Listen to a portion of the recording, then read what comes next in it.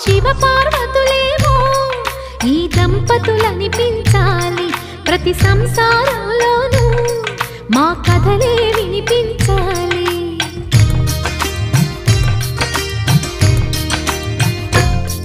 ఆ సిరిని శ్రీహరిని మా జతలో చూపించాలి శ్రీకాంతుల కొలువంటే మా కాపురం అనిపించాలి మా ముంగిలిలోన పున్నమి పూల వెన్నెల విరియాలి మా చక్కని జంట చుక్కల తోట పరిపాలించాలి